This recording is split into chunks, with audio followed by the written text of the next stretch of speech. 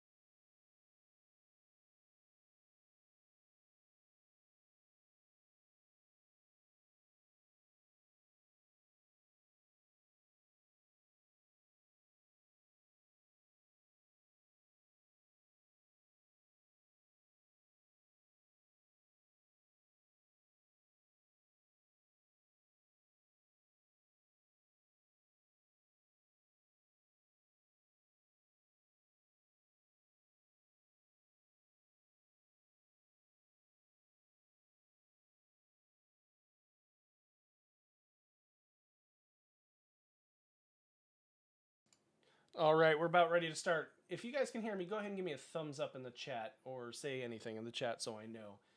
I'm actually streaming from my work desk, not my overhead rig tonight. So I just got to make sure everything's set up right. Let me know in the chat. Thanks, everybody.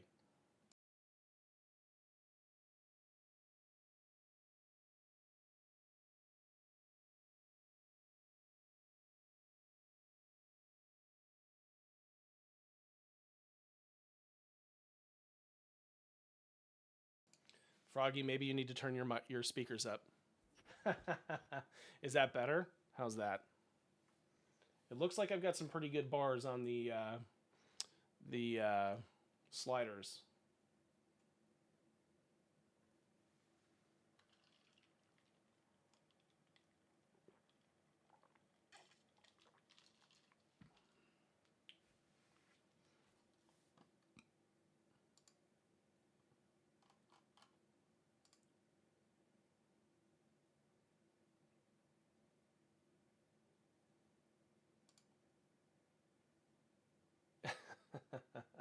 All right, let's go ahead and get started, yeah? Woo! Look at those crispy transitions. And look, I'm on screen tonight. You get to see all of this ugliness. I apologize. All right, so we are using tonight my favorite CAD program, Solidworks. I use this for everything. I know that it's expensive, but they do have some free stuff that you can try. And we will even throw this into Illustrator, and we'll do some Illustrator stuff as well, since that's more accessible to a lot of people. And I've got some tips and tricks on how, if I were to lay some of this stuff out in Illustrator, I would go about it. So, without further ado, should we get started? I think we should. A couple things I need from the team out there. Tell me what layout we want to do. So I'm open to anything. I've already done an all button layout and posted that up in the Discord. And there's some obvious design, not challenges, but restrictions that we have with the frame based on the way I created the case. And we'll talk about a little bit of that as well and what goes into that and why we did it. And because I've got... This is the bottom panel that Brother Bodhi did for the frame. He's actually getting this. I don't know that he knows that, but he gets the first frame off the lot. All right. So here is the actual frame itself. This is I've already kind of bolted some of the acrylic on. Now I'll tell you these screws here are too long. I didn't have the right size. I mean, they're the correct thread. I just didn't have the correct length. So that's why they stick out. That will not happen when I actually start shipping these out. Also, the art on this kind of looks janky because I didn't peel any of the clear off of it to protect it. But let's go over some of the features here. So much like the Panzer V, that front USB is recessed in. So that's kind of nice. That will actually let you do a couple things. One, you can do the cutout like I did here, where it kind of frames the USB. But I also released an alternate version where the screws that hold it in go through the plexi, so it provides a little bit another place to attach, so this doesn't happen. But when you got buttons in there, it shouldn't happen. And it has like a circle around it, so that's pretty cool. And then you'll notice here you got the 3, 6 buttons across the front. If you like set up your acrylic for the front, if you choose to put it there, you can delete some of these and just have it be solid. Then on either side, you've got the 4 cutouts there, and then the 4 cutouts there. So you can also omit circle cuts there for your acrylic and hide those, so that if you want to have less cutouts, you absolutely can. Let's see. Here is the PCB mount. It's milled right into the aluminum. If we flip this around, you can see, look how tight that is. So you're not going to really use the screw terminals on it as is, but I'm thinking about releasing a 3D model that you can screw into this and like slide this in and out if you really want to have access to it. That's an option. I did cut out the window here so that you can see the bottom of the board, and you can see I've got the Brook PS5 board mounted in here. And so to answer the question I see in chat by Brandon, the frame is kind of our base model, super customizable acrylic-like stick.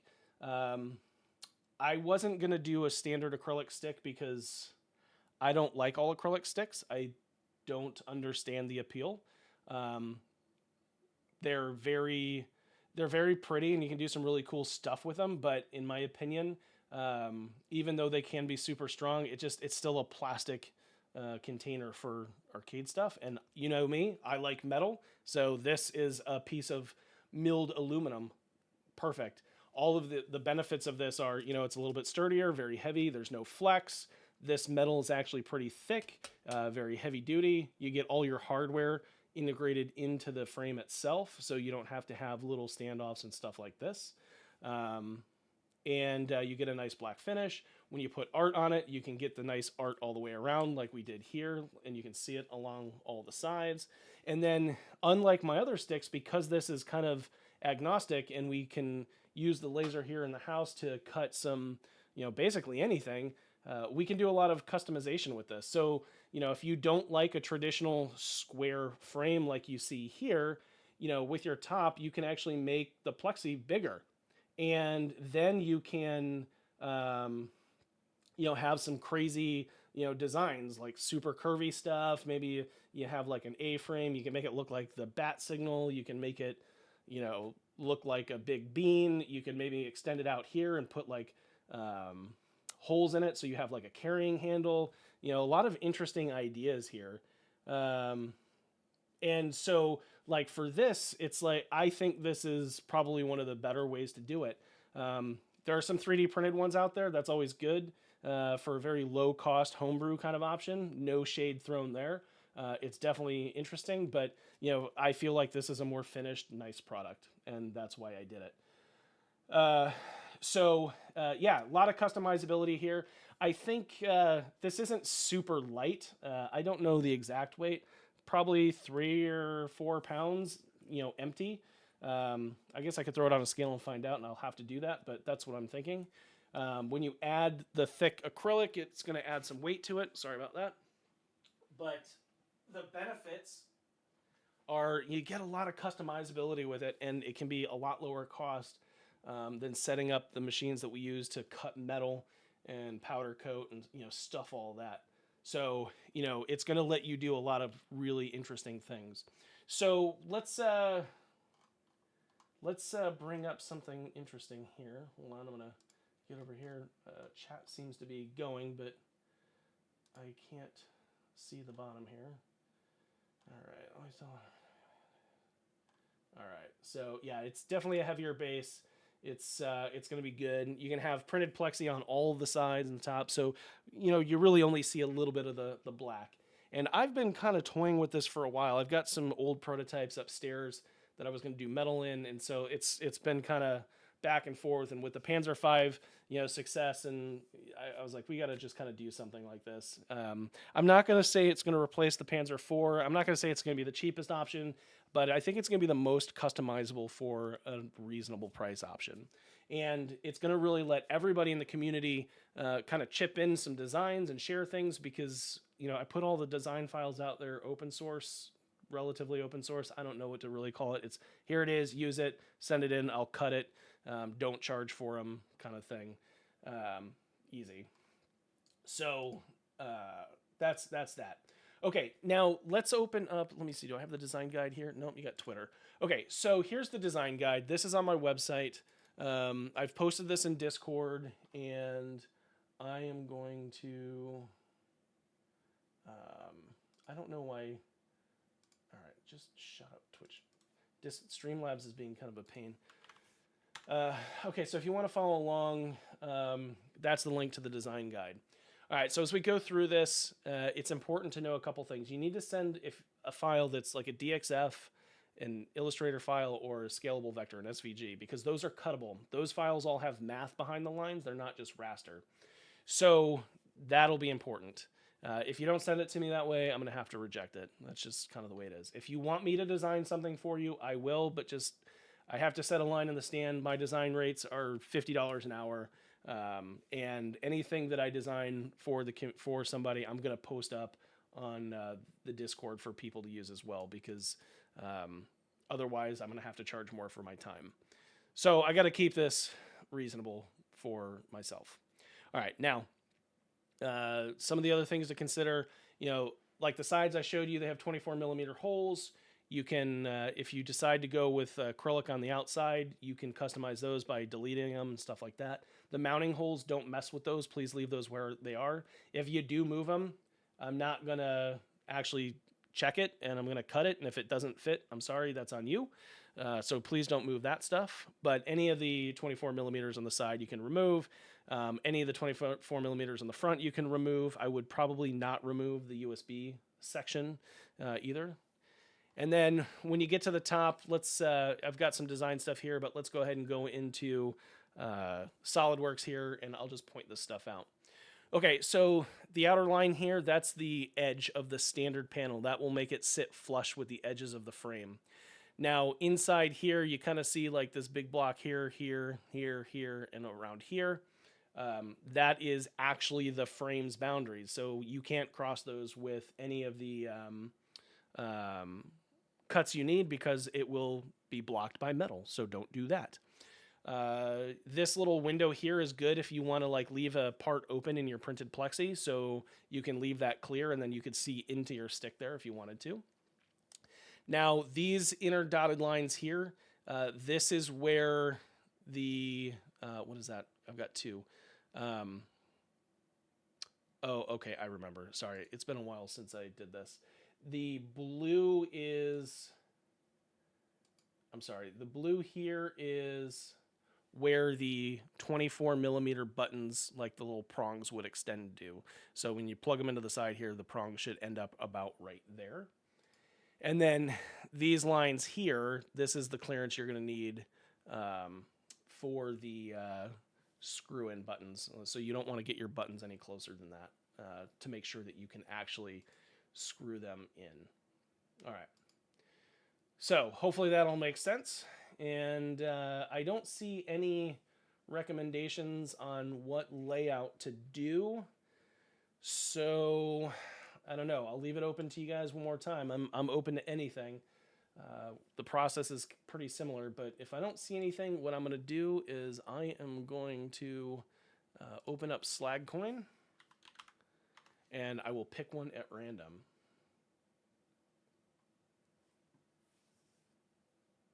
Daigo's. Get me a link. All right. Sheldon's saying Daigo's layout. Let me see. Send it to me, buddy. All right. I'm going to move this off the screen.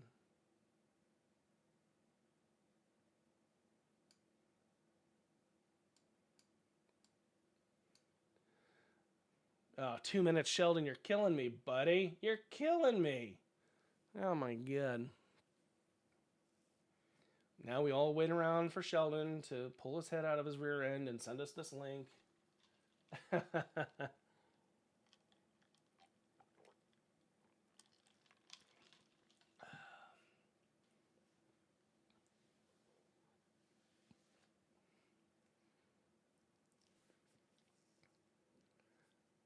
don't know what he's saying. Pinky, parry, DI button, right hand thumb. What?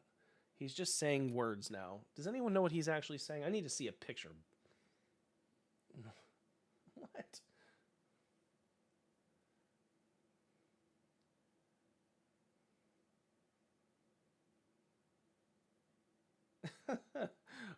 Sheldon's just spamming the chat with words and things. I'm like, what are you talking about over there, pal?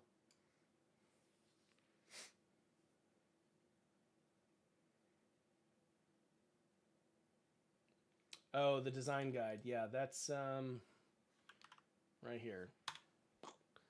And it's in the Discord, which I know you're a member of because you were asking me about things there.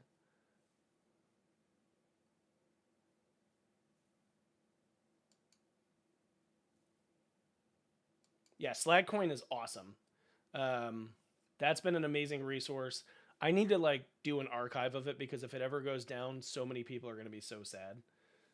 I've actually considered remaking some of the graphics there because if like you're not really paying attention, you can make some mistakes. But there's so much good information here. If you just read through it, it's really good. Some of the dimensions here can be hard to understand at first if you're not really paying attention. Like, you know, this line here, this is 25 millimeters, but why is it? It's like not referencing something useful. So like, you kind of have to figure it out. So if you're not accustomed to doing this, it can be frustrating. But the good thing is you can print these out, kind of lay them down on some wood and just screw through it and you'll be good to go.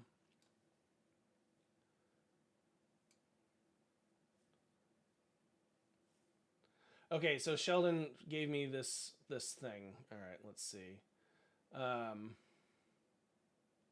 Let me. All right, so it's this. Okay, so it looks like a hitbox. You want me to really do a hitbox? Fine.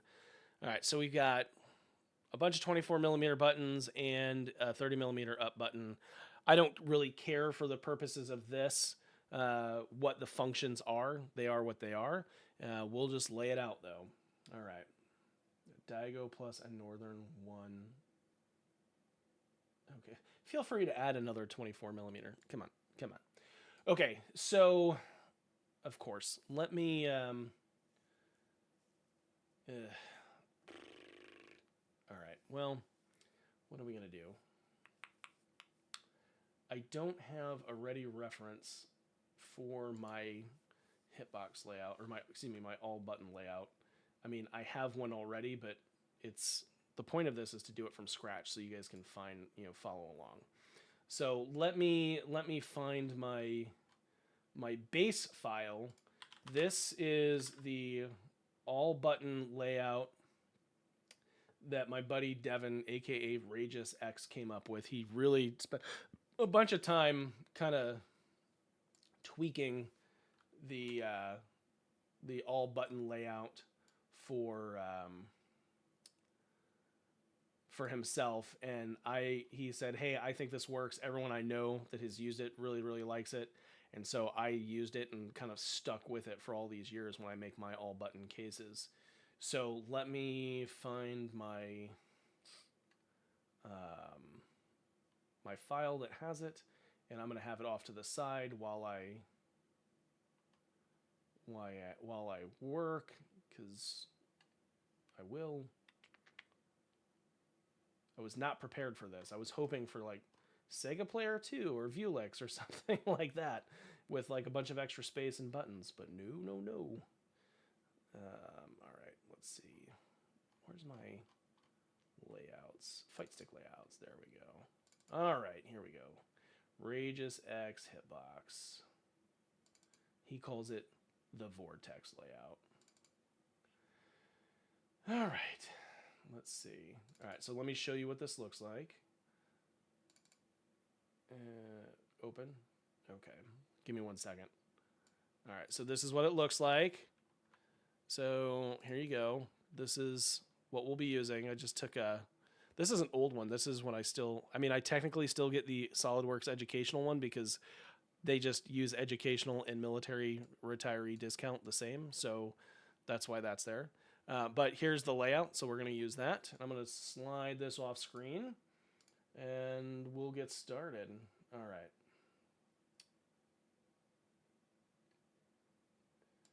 Okay, so first things first. Let's come up here. And if you don't use Solidworks, I'm sorry. This is just how I do it. And like I said, I'll try and figure out how to do this in Illustrator tonight as well. So front plane, this is the plane I want to sketch on. I go here and go to sketch. Okay, cool. Now this gives me this layout. All right, let me now take my circle tool here. And if you, actually before I do that, let me do this. I'm going to draw a line and I'm going to click for construction. I'm going to make it a vertical line and I'm going to start at the center point here and just come straight down. And then I'm going to do another one here and here. Zooming in. All right. And I'm just using these as guides.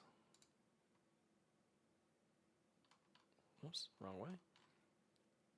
All right, there we go. All right, we'll hit OK there. All right, now we've got guides. And let's go ahead and click our circle. And I'm just going to click and make a circle, big circle. Let me hit OK. I got to change my settings. I always work in millimeters, but I have not set my default settings to millimeters, so you're going to see me do that. Nope, sorry, it's units.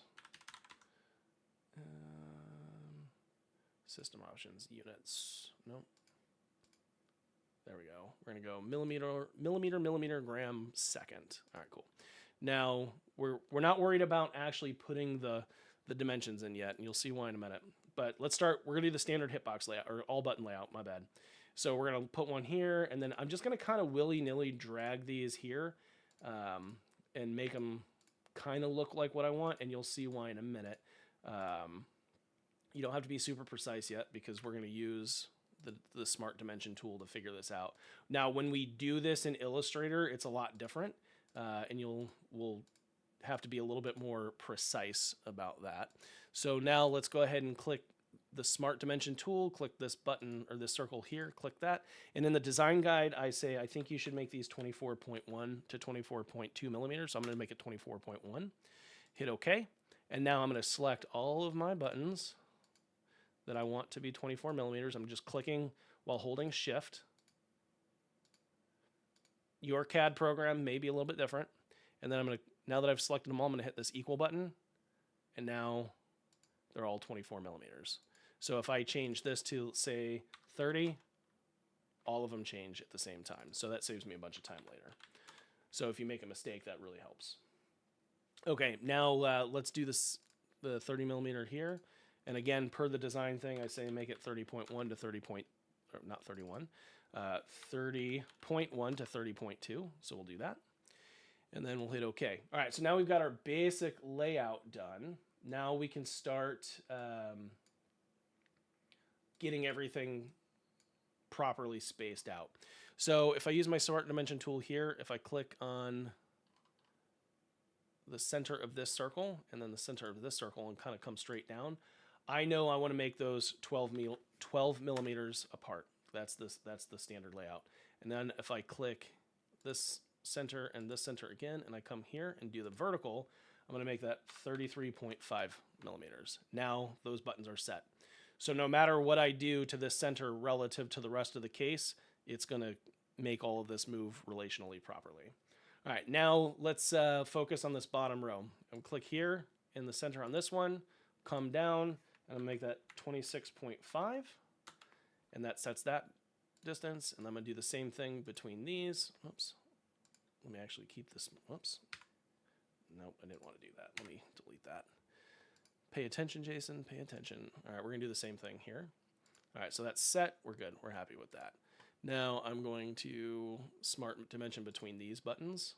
And Smart Dimensions are really good because it gives you a lot of flexibility later when you're like actually centering and locating your layout on the case itself. All right, so now we're good there. So now we've got all our horizontal distances set correctly. We know that we can this one, and this one. They're all horizontal. They're all straight across. Let's see. What major controller design and fighting the niche of the new layout? Finding the niche of the new hitbox game has stayed with vanilla for a decade. I am not a fighting game player like you guys are, because I'm not good. So when you guys tell me you want to try something new, I say, all right, let's try it. And if it works, it works. If it doesn't work, then we move on. It's not a lot of magic, to be honest with you. I know what I like. I'm a lever player, so for me, like Sega Player 2 has always been my favorite. I just like the way it lays out. And a lot of people seem to like it. Unfortunately, for a long time, customs have been very expensive to get done, so experimentation can be difficult. And I'm hoping that this will make that far more accessible, because you can get a lot of customization work done for a little bit less of a cost without losing the quality that a lot of people want. All right, so let me get back to this. All right, these two buttons, these are 26.5 apart, and then these are 29 apart. All right, and then we get to the top here, and you'll notice I'm just focusing on the horizontals at the moment. We'll get all the verticals kind of squared away in a minute. All right, so this is 29, and then this is also 29.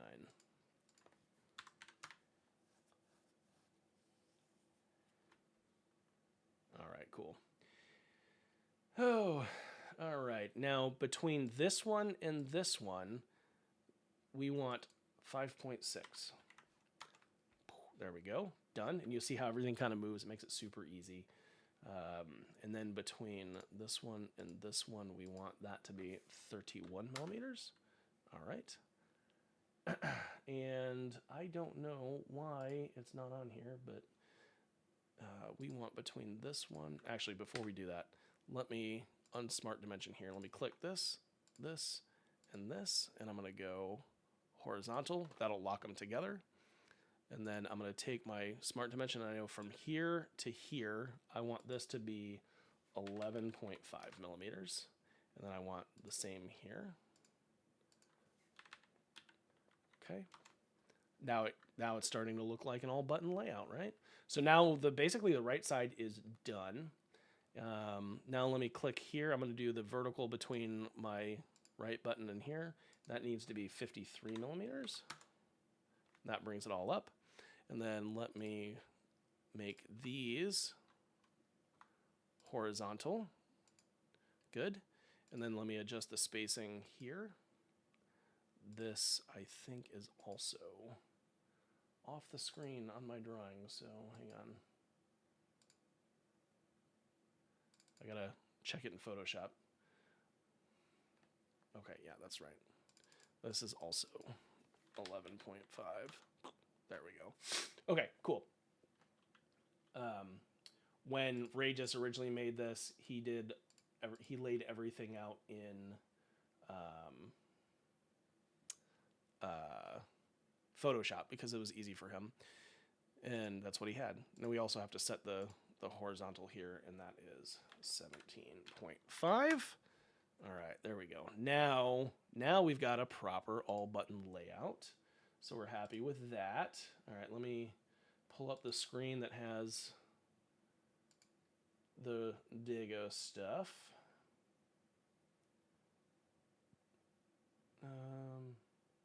It's 660 cc's, Sheldon. Don't make it sound smaller than it really is. Come on now. All right, so now that we've got all this done, let's add the Daigo buttons, shall we? Let's go ahead and grab our circle tool here. And again, we're just going to kind of willy-nilly place some circles here. We'll fix where they're at in a second. And let's exit that. Whoops. No, sorry. Let me go back into that. Now I'm going to click my first button that I made 24, and I'm going to select my new circles that I added. And I'm going to make them equal to, because we want that. All right, now it looks like, oh, shoot. This is not supposed to be here. Let me delete that one. Let me add it down here. it's supposed to be here. All right, and then we'll select that one and this one, and we'll make them equal again. So now all our 24 millimeter buttons are equal. All right, so let's focus on this button here. Let's go ahead and we're going to reference it off of, well, I guess it doesn't matter. We're going to go from here to here. And so we know the distance between the up button and the kick one button is 33.5. So let's do it halfway, 33.5 divided by 2. You don't have to do math in CAD programs. It does it for you. That's nice. And we know it's 12 millimeters to the button 1 plus this is 26.5. So let's do something smart here. Let's go center to center, and then we're going to go 12 plus 26.5 divided by 2. That's not going to work. See, it's overlapping. So we need to actually move it further away. So let's just try 30 millimeters.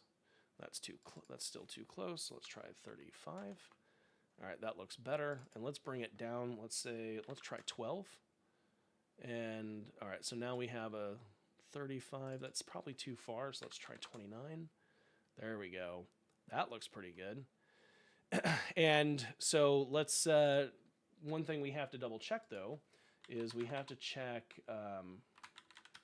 the rim dimensions of our buttons, because we also want to make sure that we're not screwing that up and we're not getting them too close.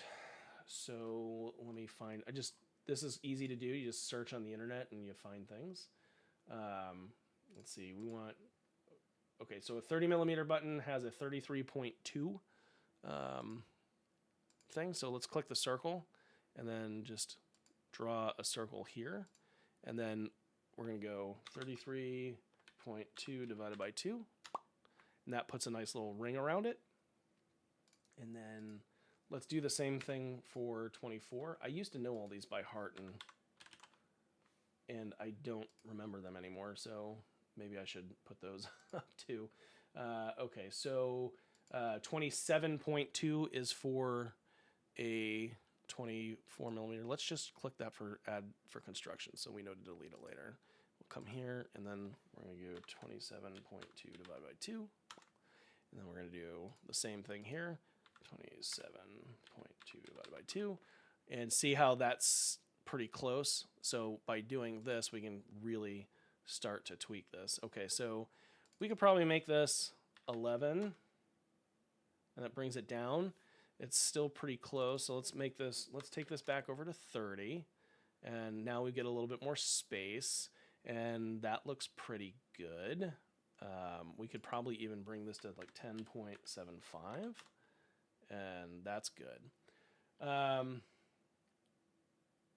You could also do some construction lines and do like equidistance. So let's try that. Let's hit this. Now let me delete that dimension and let me delete this dimension. That will free us up to do some fun stuff here. Let me click my line tool and I'll do construction. And then I'm going to click between the center of this circle and the center of this circle, and then the center of this circle and the center of that circle, and then I'll hit escape. Now, when I click this line here, and then I click this line here, I can make them equal, and you see how that moved that circle. If I go here and I make this, if I click this line and do a smart dimension on this line, like this, if I do 31, it's making the position of this relative to those buttons the exact same. So center to center, now they're 31. Let me try 32. Boom. There you go. That looks pretty good. We'll leave it like that. So that is how you would do this in a CAD program. And again, most of them work the same. All right, so I'm happy with that. Let's click OK. Now let's focus on this button up here. This is the, I guess it's the throw button. So let's go ahead and zoom in. And let's go ahead and we're going to, do we want to offset it? Do we want to bring it down a little bit? Yeah, let's do that. All right, so we're going to click here to here, and I'm going to make this 26.5, and then that's going to set that distance, and then I'm going to go from here to here, And I'm going to make it the same drop as I'm pointing on the screen like you can see it. That's not going to work. I'm going to make it the same drop and same line as punch 1, so it drops off exactly the same way, and that'll give a little bit of curve for the pinky. And then let's come over here on the drive parry. Let's go ahead and click that, and we're going to make this, we're going to do the same thing, 26.5. And then we're going to zoom in, and then we're going to make it drop down 11.5 as well. And voila, now we have this. And then if we hit exit, this is what it looks like. So now we have the RageousX cross Daigo layout. So there's that. Now, that's just the first part. We're not done yet. All right, so let's go ahead and click, and we're going to remove these extra circles because we don't need these anymore. We just wanted to make sure that everything was going to fit. Now that Rage Daigo, now that we've got our layout set, now we can actually kind of move it up or down. Hit all button layouts typically should always be centered, so leaving it centered on the case is good. You see, if we want to make it go higher up, we totally can. We got some room here. So if I click the smart dimension and I go to the bottom edge and I click, and then I click on the center of my up button and set that dimension, let's set it to 100 millimeters, and it moves my whole layout up to 100 millimeters. So that gives you 100 millimeters between the edge of the case and your up button. So that's going to give you a lot of palm space. That's probably 4 inches. 100 millimeters, 1 inch is 25.4 millimeters. So yeah, that's about 4 inches. If I wanted, I can bring it down to like, say, 80 millimeters, and that's going to get it closer to the bottom of the case. So it's really up to you. So I'm going to just do 95 millimeters. That's going to put it up to the top. One thing you want to be aware of, you got your USB cable coming out here, so you want to make sure it's got a place to go and not interfere with the buttons. So that's good. All right, so we hit OK, and now we exit the sketch, and that is what our layout looks like. We have to leave these little lines here because if we delete them, it's gonna mess up our layout. All right, now that's the top part. The top is basically, well, actually it's not done. Let me go back in. We're gonna edit this. So we got our layout for our top. Now we got to put our little holes in everywhere. So we're gonna mount. Actually, we'll just make them bigger than they need to be. We're going to put our screw holes here. All right. And then we're going to do this around everything. All right. So this is remember, this is our top layer. And then hit OK. Now I can select all these holes. This gets a little bit, this part is a little bit easier actually in Illustrator. Now we click this. And I think per the design guide, I say make these about 4.2 millimeters. That makes sure that the M4 screw fits through. Realistically, I like to go 4.5. Gives me a little bit of extra. And you'll notice that I hit OK. And then I hit exit sketch. And now I should be able to hide this. And I have the holes there. So that's good. So this is kind of where we're at looking for what's going to get cut. So you can see we're not done yet. Let's go ahead and go back in, and there's probably more efficient ways to do this, but this is the way I'm going to do it for this, and you guys are smart, so you'll figure it out. What works for your workflow. All right. Now I'm just going to, whoops, that's the wrong one. I'm going to draw a big corner to corner rectangle here. I'm going to make it bigger than it needs to be. And then hit OK. And I'm going to then take this line and this line. I'm going to make them collinear. I'll make this line and this line. And make that collinear. Oh, wait, what's going on here? Okay, it gave me an error. Why did it give me an error? What did I overdefine? Okay, let me delete this. And let me delete this. And let me delete this. Hit OK. And it's still giving me an error. All right, let me just delete all these things. That's strange. So what Solidworks is doing in the background is it's trying to calculate mathematical solutions to all this. So if you're not, if you overdefine something and it can't create a solution, it's going to give you an error. So I can click here, I can go here, and I can click here, and then you see how it kind of grabs the thing. So we'll do that. All right, so that's good. And then now I can click this guy. Oh, let me escape. Click this line, and then I can make them collinear. There we go. Now it's the exact same dimensions that we want. And then we'll do the same thing here. Okay, so now we look. Everything's the same. We'll hit OK. We're going to click our fillet tool, and we're going to just add a 10mm fillet everywhere here. Now, this is where you can get creative. If you want your case top to be a different size, you just literally make it a different size or a different setup. The overall dimensions of the frame are 360mm wide and 220mm tall. No, 230mm tall. Or deep, and then it's 51mm tall. Okay, so that's the base top. So let's go ahead and exit out. And then if we hide our model now, you see what we're left with. That is what our top will look like. Okay, now here's the next part we need to do. We need to go and add another sketch. No, sorry, we need to go here and add another sketch. And this is where we have to make the inner layer. So this is the next fun part. If you've created your top first, this is actually pretty easy because we're going to use a lot of references to the top. So let's click our circle here and then click on the center, and we're just going to do this for every single one. Super easy. This is, you don't even have to use the measuring tool at all. You can just click and, oops, I didn't click on the right spot there. And then just draw your circles all the way around. This is super fun. Okay. And just make them any random size that you want. Will be good. All right. Cool. We got that. Hit OK. Now let's take our Smart Dimension tool. We'll find one. And I think in the design guide, I said, let's see. I just want to double check.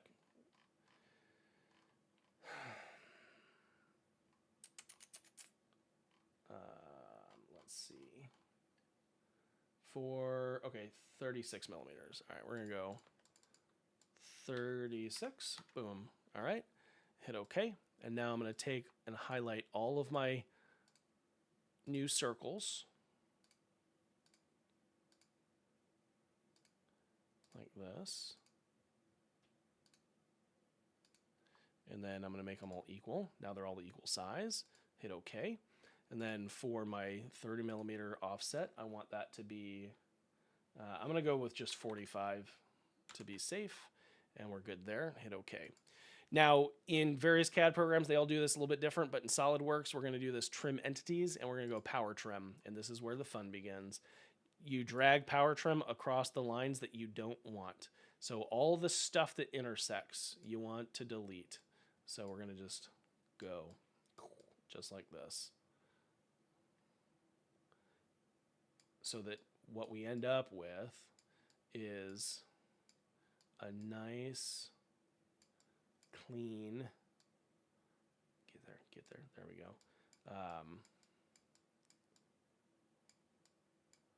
A nice, clean cut. So now that will be the cut that we use. So how nice is that? You can use the Pathfinder tool in Illustrator when you do this in Illustrator, and I'll show you that in a minute. All right, next thing we're going to need to do is we're going to go ahead and add our little circles in, and it should snap to the exact same, you can snap it to the exact ones underneath. Let me zoom in, sorry. We could have also just duplicated our layer, and that would have probably been faster, actually, now that I think about it. I'll show you guys that in a second. There we go. So now we have all those. Now remember, in the design guide, it doesn't say to oversize these. Leave them the right size. You're good to go. And then hit OK. And then we're going to draw another box here. I guess we're going to make it a little bigger. And then like that. Hit OK. We're going to go this line and this line. We'll make those collinear. We're going to make this line and this line collinear. And then this line and this line collinear. All right, we're good to go. Okay, and then we're going to add our 10 millimeter fillets, like so. And then hit OK. Exit sketch. And if I hide the model, no, it's already hidden. If I hide sketch 2, sketch 1, now that's what our inner panel looks like. Now you could get creative here, and you could, you know, come in and say, all right, let me, I don't like how this looks. Maybe I want this to be a little bit closer. So let me see if I can fill it between these lines. No, I can't. So let me go close that. Let me just add maybe a line here and here. Cool. And then let me add a little like 1 millimeter fillet here so it's nice and, yep, round. Hit OK. So that solved that. And we can do the same thing with this one. Boom. Yep. Just acknowledge it and hit OK. And then voila, that looks a little bit cleaner. We can trim entities and get rid of that. We could do the same thing up here, but I'm going to leave it for now. Okay. So there's that. Now that is your inner panel. Oh, what the other thing I wanted to show you? Maybe you want to do like all clear plexi on top and then have like a black solid color for the bottom. So, and then you want to be able to like see into the case, but you wouldn't be able to. So let's do this. Let me, all right, let me draw a little rectangle here. I'm gonna go like this, and then I'm just gonna make these the same. Well, I'm gonna make these like 10 millimeters. No, that's too small. Maybe I'll make this 20 millimeters. Now, I'm not advocating for this because this adds cost to your build, and I'll get into the cost of all this stuff in a minute. We'll hit OK here. Let's take this and let's make this 90 degrees. Hit OK. Nope, that didn't work. All right, let me just delete this. That was probably the hard way to do it anyway. Let me do lines here, here. I'm going to make diamond shapes. Okay. And then I'm going to make all of these 20 like I did earlier. And then I'm going to select all of them and make them the same length. And then I can click out and then say maybe I make this and I do I want them to be 45 degrees. So here we'll do this. We'll do 45. There you go. Now we have a nice diamond shape. We can then set this, I don't know, 40 millimeters from there, and then 40 millimeters from here. Okay, good to go. And then we can highlight this, and then we'll go to this linear sketch pattern. And let's say I want to do like 10 of them, and I want them to be spaced out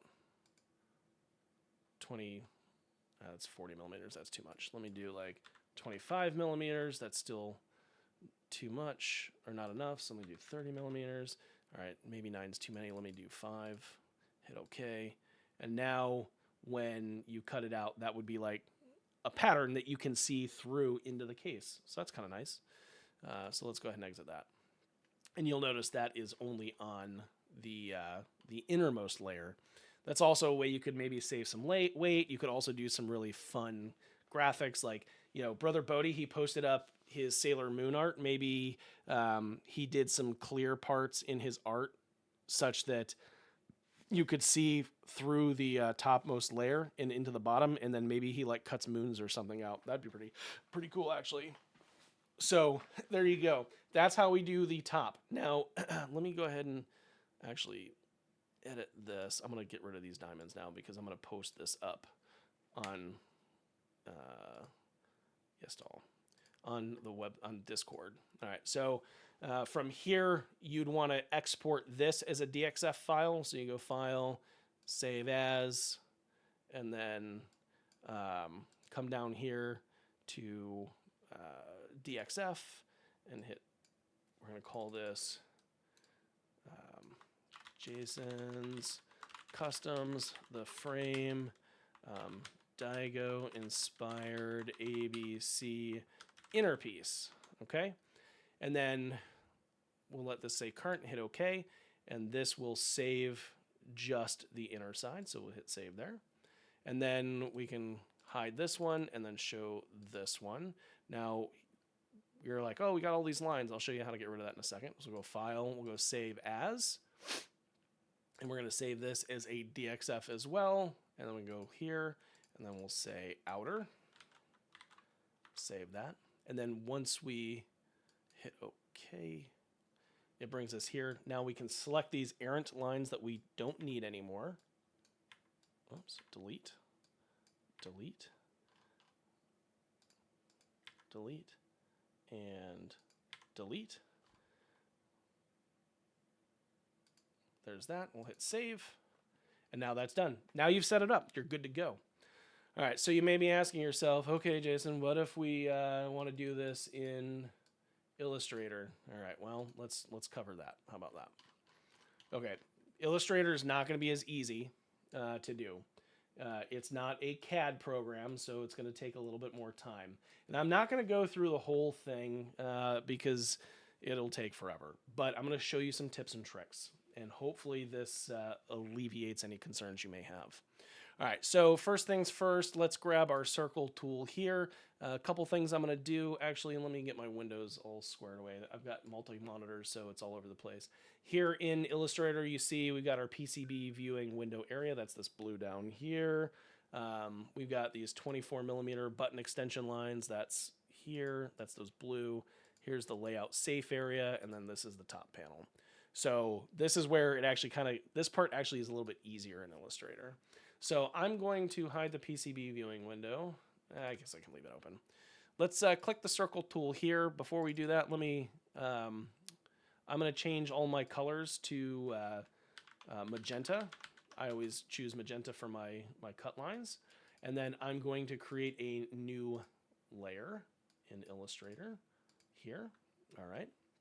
And now we get some smart guides up, and it's pretty good. So if I click, if I hit, what is it? Control? It doesn't matter.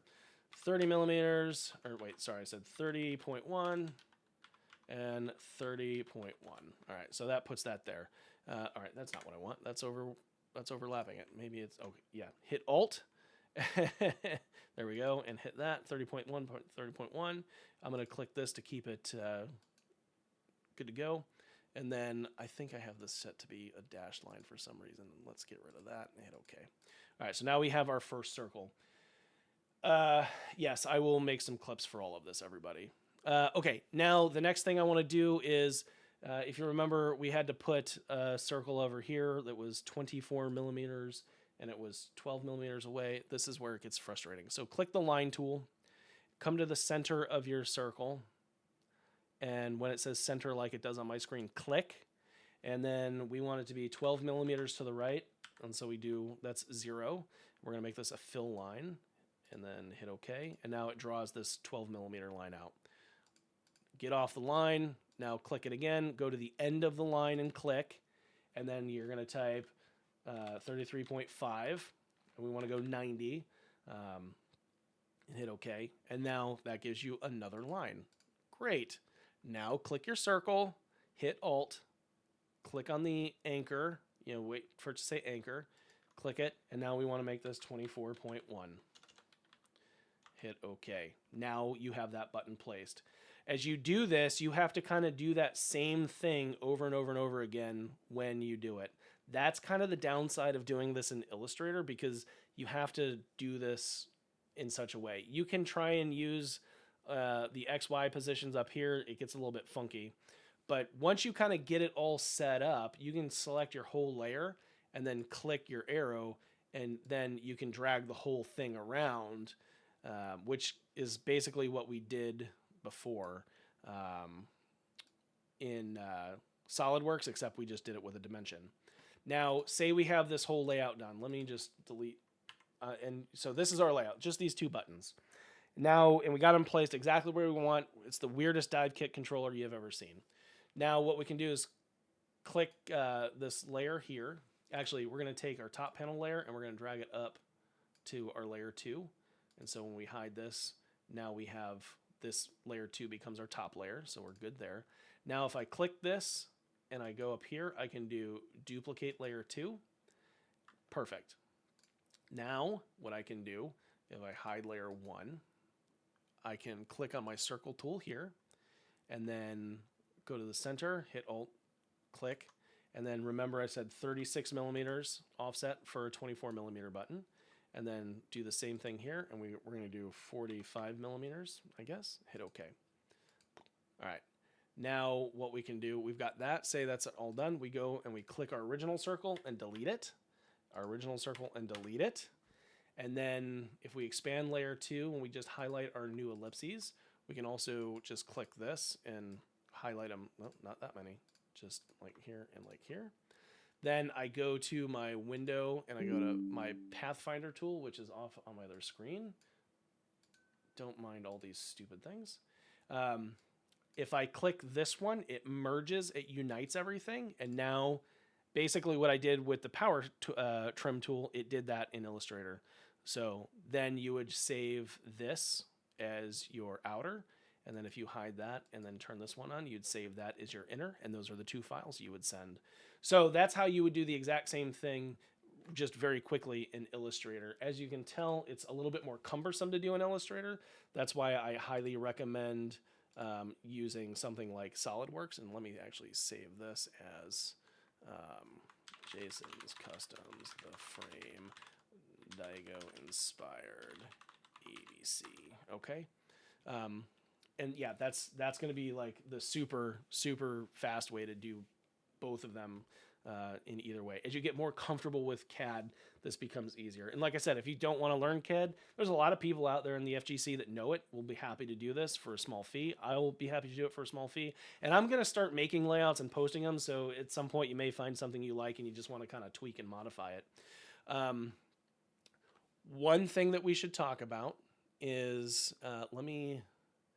let's pretend we want to add a joystick to this. So we're going to go to our top sketch and we're going to edit here.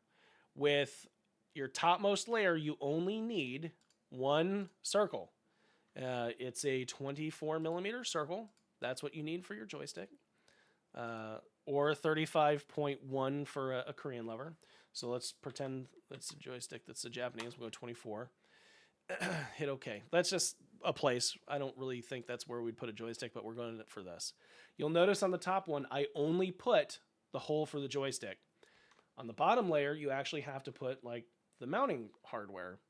If you want to save a little bit of money and not have to worry about countersinking your hardware on the inner one, then you would put the mounting hardware on both the top and the bottom and just use a pan head screw.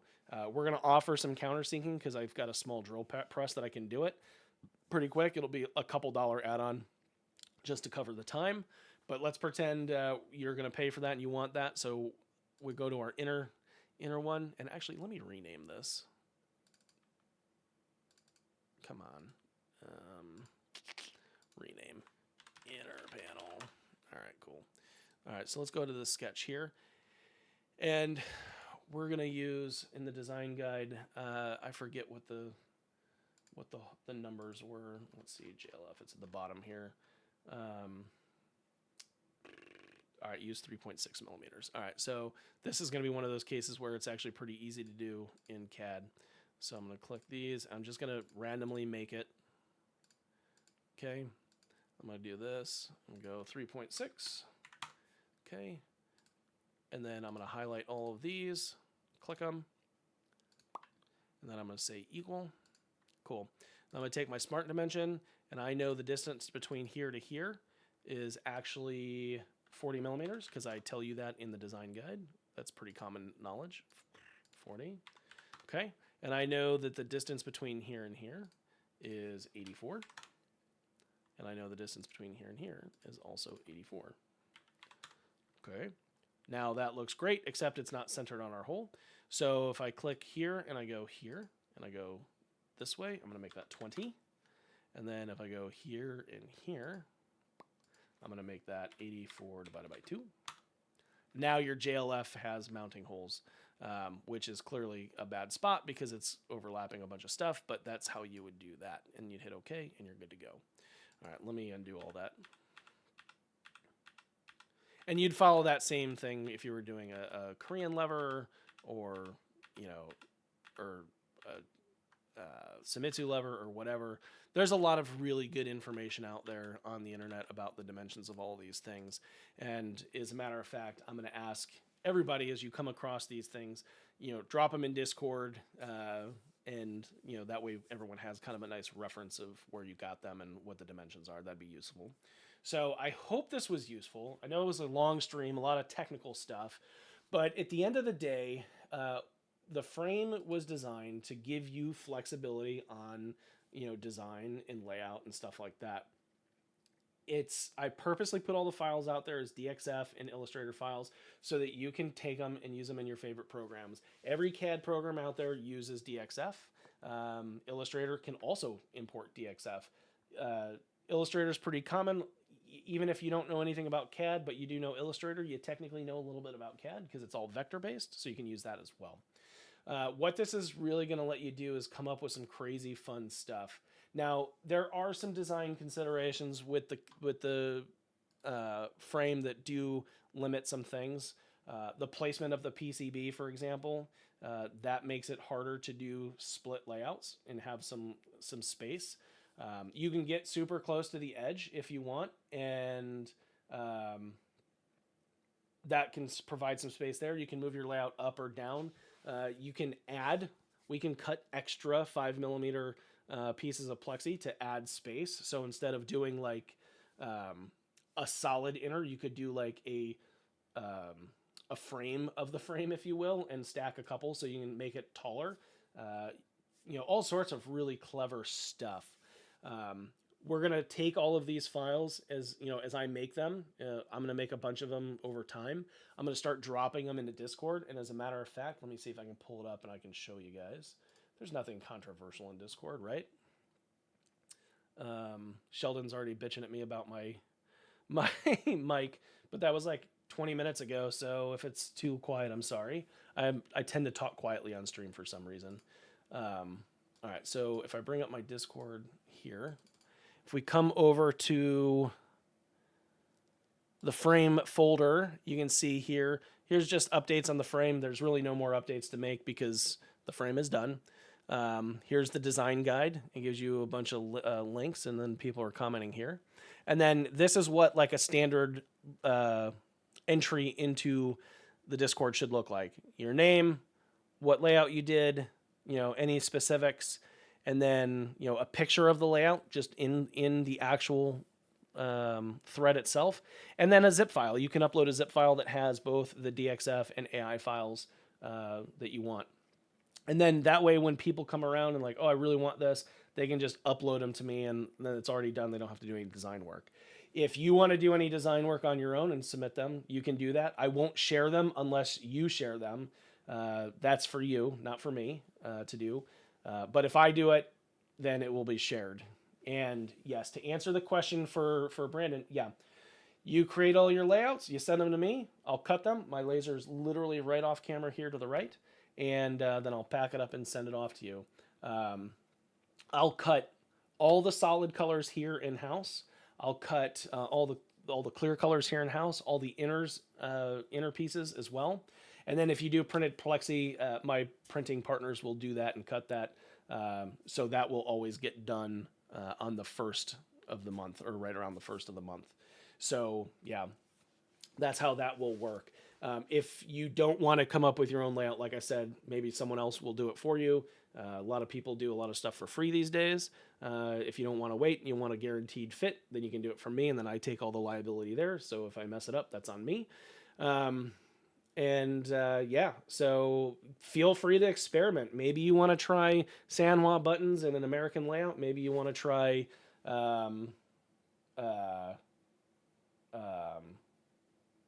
all the crazy layouts where I've always thought a proper all button layout is you take the diamond and like you put your hand like this and it creates a V. Now the frame, it's pretty big and you got a lot of space there, but it may be it may be difficult to do, but like this to me would be the perfect setup. That's why my keyboard is in two pieces like this, because I always have it at like a V when I type.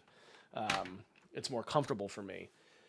And then, yeah, so when it comes to pricing, I've got to figure out the best way to do this, because the more time it spends on the laser, the more it will cost.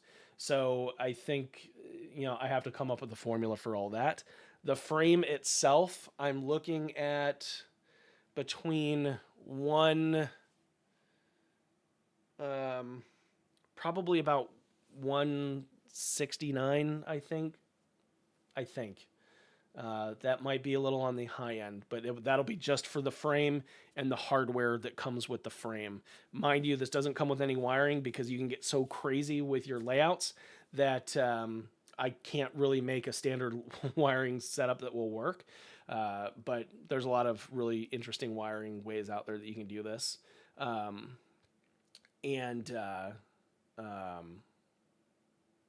Then it'll come with all the hardware, the feet, and then you'll buy the top and the bottom separately. So it's probably not the most affordable custom in the world per se, but it's definitely it's actually pretty affordable when you think about it. Because I think a custom panel for the Panzer IV is usually about $139 to $150, because of all the setup, the design time, and the fact that it's only one piece. It will not be that for the Plexi. It'll be a lot cheaper, because if you do the work and you set it up, all I got to do is drag and drop and hit cut. So it's pretty straightforward. So I hope that this was useful, and I hope you guys got some good information out of this. If you like the frame, make sure that you're following me on Twitter and in Discord. I'm dropping updates there. I will probably open the frame for pre-order in the next week or so, as I start to get some more Plexi templates done and some stuff posted. And from there, we'll see how this goes. I think I'm probably going to make about 50 frames initially. I've got 3 in-house right now. So when I do list them, I think the first 2 will be available. And I'm really hoping and really interested to see what you guys come up with in terms of like some creative tops and bottoms and stuff like that. In the design guide, I did talk about, if you make the top a little bit wider, you can design some 3D printable parts to add as supports, or maybe use some aluminum extrusion type stuff there. So you can really do some crazy fun stuff. And I think it's going to be pretty cool. Like the ice cream sandwich style case, as I call it, lends itself to a lot of really interesting things. And, you're getting a very easy to get into custom setup that's built just like the Panzer V. I mean, the Panzer V chassis and the frame chassis, they look a lot alike, and that was by design. But you just don't get all the like super fluids, nice curved edges on the frame that you do with the Panzer V. You don't get all the MX stuff, so there's some trade-offs there. So that's the big difference. The Panzer IV is not going away. I just got a big restock. That's what all those boxes are behind me. I got to start going through and inspecting and cleaning and packing and all that good stuff. And I just sent away for the first bit of MX panels with levers for the Panzer V. And then, just if you guys are following, I'm doing the Hall effects stuff. That is moving along very nicely. Everything's coming along super well there. We've got, I'll show you some interesting stuff.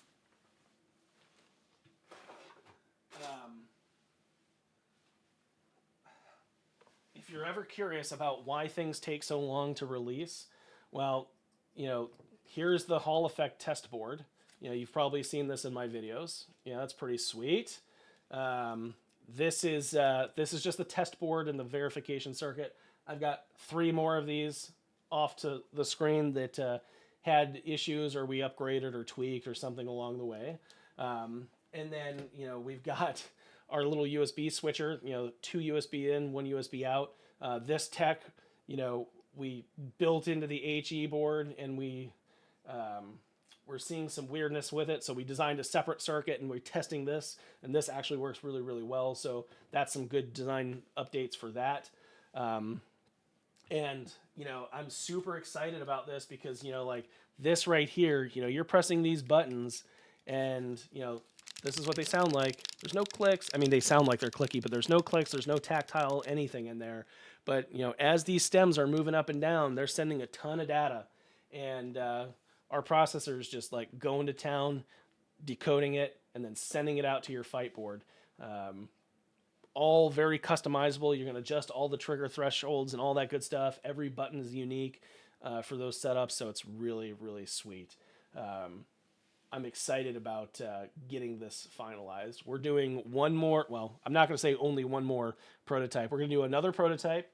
It's going to be in the form factor of the RageousMX. And that's when we're going to really start miniaturizing some things and really updating the final schematics and the final PCB stuff. So who's got questions about that?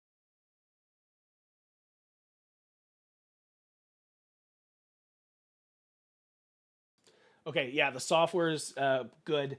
We're working with a pretty talented developer to help us with that. Developing software for embedded firmware is always fun. And by fun, I mean challenging, because the firmware is doing some things, the software is doing some things, everyone's got to talk, and of course the developers on the team are different people, and then I'm doing hardware design and then testing everything from a usability standpoint. So I'm like, well, this should work this way. I don't like this way. Let's change this. And then they go back and they change some things and they break some things and then they fix some things. So it's a lot of fun. Yeah, no, our software does not work with any keyboards. Sorry. It requires our firmware on our board. It's not based off of any existing tech out there like Wooting or anything like that. Sorry. And the software doesn't do anything until it sees something on USB, and it's looking for our USB device. So it'll pop up and just say disconnected, and you can do some sliders and stuff. The software is very basic. It doesn't have to be complicated.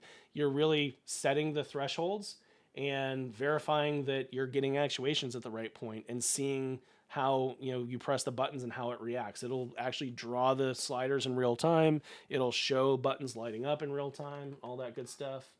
It's pretty sweet. Is it compatible with Panzer V? Yes, 100%. This is designed as a drop-in upgrade for the Panzer V. So you'll take your Aegis 2 MX board out and you'll put your Aegis HE board in, and that kit will come with the PCB and the required magnetic switches for it to work. It uses all the stock wiring. The only thing you'll have to do is your fight board will go into the HE board, and then the HE board has a USB switcher on it that then you connect to your external connection. And that lets us actually set it so when you hit, I forget the exact button combination, it will switch from fight board mode to HE board mode, and that's what lets you talk to it in the software and stuff like that. And so, yeah, the whole point of this was to make it as compatible with everything as possible. Are the switches hot swappable? Okay, so let's talk about this.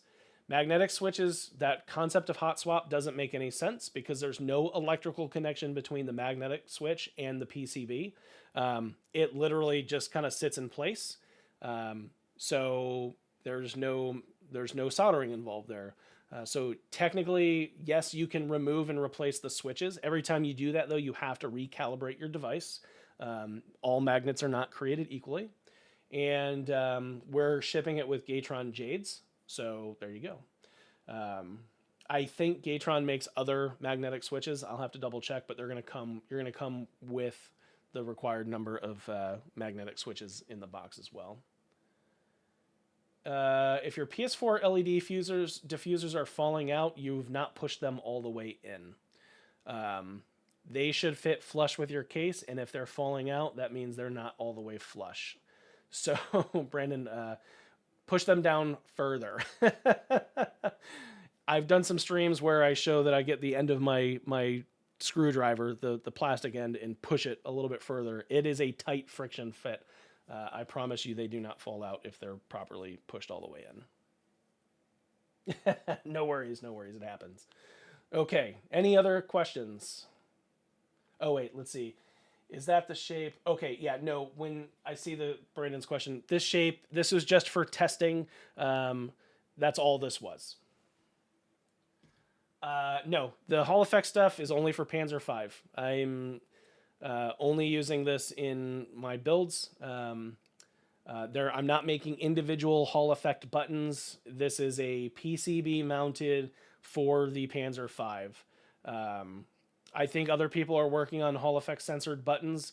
They're probably going to work fine. I don't know. I've just seen some things about it, but I haven't followed it real close. I have some concerns over Hall effect stuff going over a bunch of wires. Analog signals can be affected by noise, so you got to overcome that. I assume they've figured that out though, so just something to consider. That may be for what you're looking at if you want to put it in an arcade panel. But I am not intending on making this available for sticks outside of the Panzer V. One, they're not going to be very cheap, and two, it takes a long time to get that circuit right. So in terms of like actually getting it laid out right to cut noise down on the board and stuff like that. So that's why, keyboards and stuff like that, when they come out, they're set and they tend to stick kind of with the same form factor because they've figured out how to keep all the noise out of the circuit itself. All right. Any other questions? This is the longest stream I've done in a while. We're on almost an hour and 20 minutes.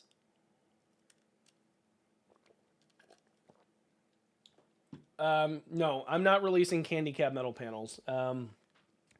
They stopped selling well, and two, Alberto out of I think he's in Taiwan. His are amazing. Buy his. I don't want to. I don't want to compete with that. He's able to make them very cheap. He's able to make them very well with high quality. And when I stopped making them, he started, and he's doing a great job. So support him. I have some of his panels. I've given some of them away too because I don't have any more cabinets. But everything I've gotten from him has been great. So definitely go support Alberto and buy his. He makes great stuff. He only does it on Twitter though. So that's a strange business move, but that's what he does. Maybe I should try and ask him to buy him wholesale and sell him in the shop just so I have him easy and fast. We'll see. We'll see if he's open to that. But no, hit him up. He makes great stuff. He even does some crazy custom stuff as well. So I would recommend hitting him up. I think it's Alberto1225 on Twitter. Anyone else? If just pop that in the chat for Stink Butt or 5 Tink 8 Ut.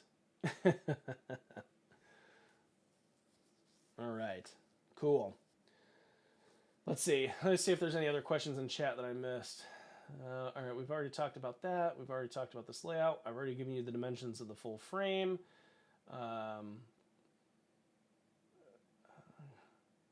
Let's see. Sheldon said a bunch of stuff. Typing is hard. Okay. Oh, gotcha. Not one company sells this natively. That's correct. Let's see. Sheldon was talking about my Jimny.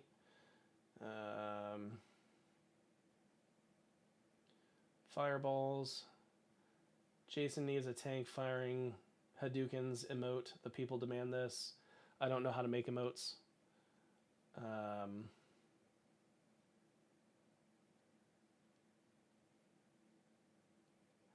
Sheldon making things too complicated. Okay, I think I've answered all the questions. Great. Let's see. And I see nothing else. Okay. Well, I hope this was useful and I hope this was helpful. I'll try and download this and make up some clips that I can toss on YouTube. And any questions, definitely hit us up in the Discord. Let me see. I think everyone that's in here probably already is in my Discord, but here's an invite. I'm going to post it in now. Let's see. There you go. And Project, I know you're in Virginia. You should stop by one day. Say hello. We've already talked about this. Maybe not this weekend. I'm busy. But in the future, for sure.